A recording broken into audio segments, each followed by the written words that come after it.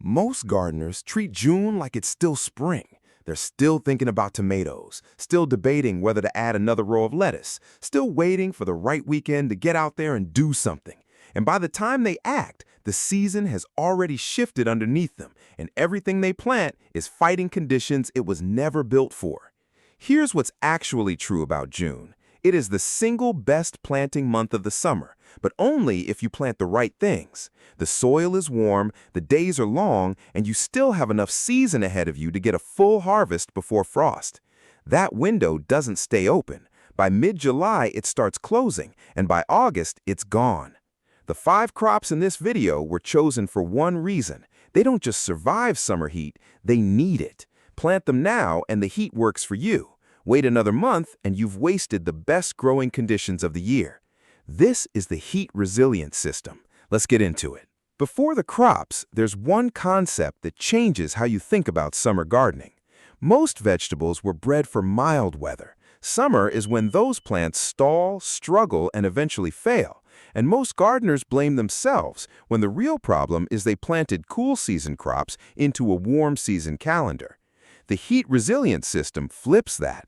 These plants germinate faster in warm soil, grow faster in high temperatures, and build stronger root systems when the ground is hot. The same conditions that collapse lettuce and spinach in July are the conditions that make these 5 crops hit their stride. That's the entire game. The first crop is okra, and if you've never grown it, this is the year to start. Okra is one of the few vegetables that genuinely performs better as temperatures rise. Below 60 degrees, it sulks. Above 80 degrees, it accelerates. A single okra plant in peak summer heat can go from flower to harvest-ready okra in 4 days. 4 days! There is no other vegetable in a home garden that moves that fast.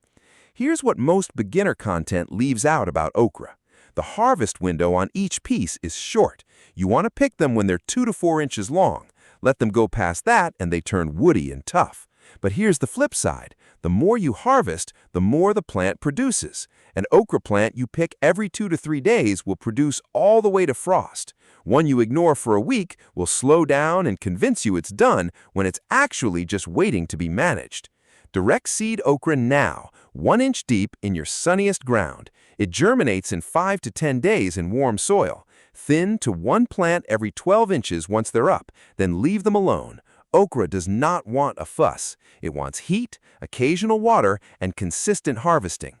The second crop is sweet potatoes, and the reason they're on this list isn't just the harvest. Sweet potatoes do something almost no other summer crop does. They solve multiple problems at once.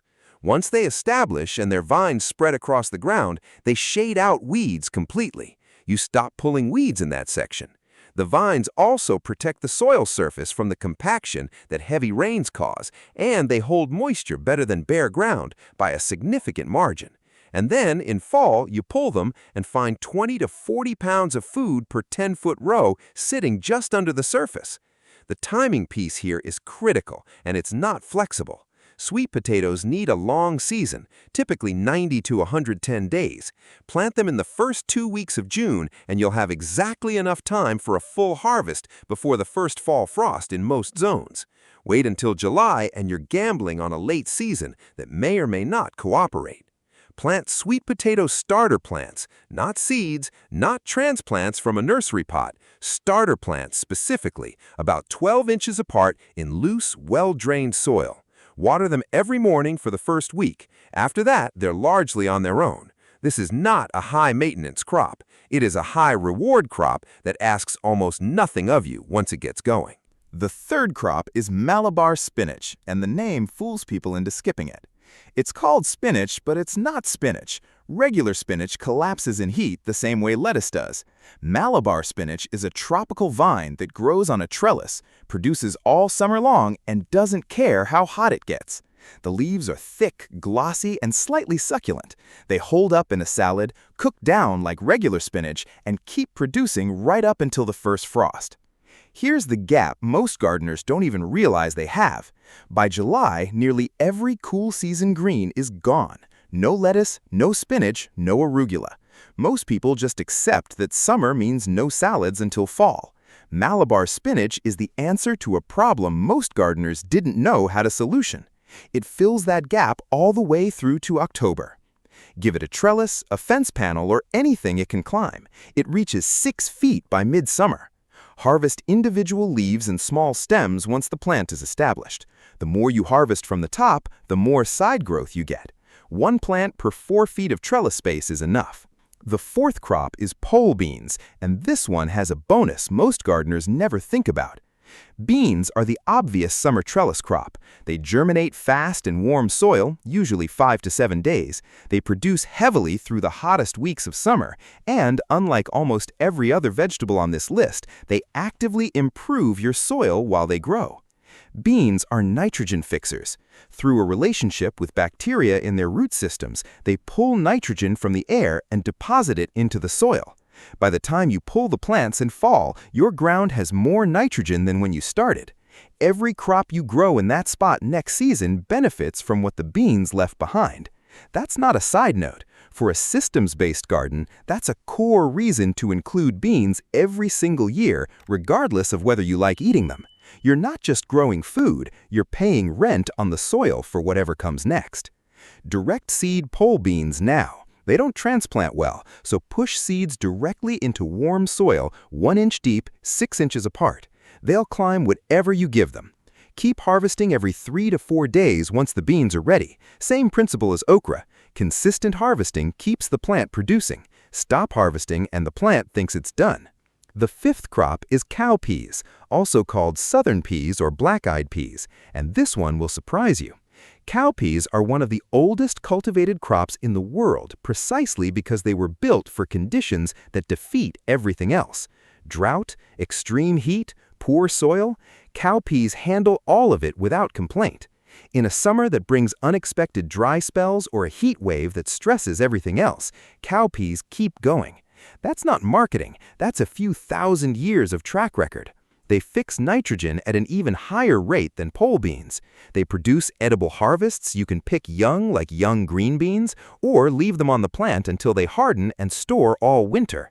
And they cover ground quickly, serving as both a food crop and a soil-protecting ground layer wherever you need filling. Plant them exactly like beans, direct seed, 1 inch deep, warm soil, full sun. Not fussy about soil quality, which makes them the right choice for any section that isn't ready for more demanding crops. Give cowpeas your worst ground and they'll improve it while they feed you. Now here's the part that determines whether any of this actually works. All 5 of these crops are heat tolerant once established. The word once is doing a lot of work in that sentence. The establishment window, the first 7 to 10 days, is when these crops are most vulnerable. Roots are shallow, they can't pull moisture from deep yet. A stretch of 90-degree days right after planting could wipe out crops that would sail through the same heat 2 weeks later. That's the system. Okra in your sunniest ground, harvested every few days from midsummer to frost. Sweet potatoes covering and protecting the soil while they build a fall harvest underground. Malabar spinach climbing a trellis and filling the leafy green gap that opens up every summer. Pole beans fix nitrogen into the soil while they produce, paying rent on the ground for whatever comes next. Cowpeas handle your toughest ground and deliver food and soil improvement at the same time, the way they've been doing it for thousands of years. 5 crops, all of them built for what June is about to become. None of them is asking you to fight the season. The gardeners who figure this out stop fighting summer and start using it. That's not a small shift. It changes what your garden looks like in August, in September, and in the season that follows. Subscribe so you don't miss the next one, and I'll see you then.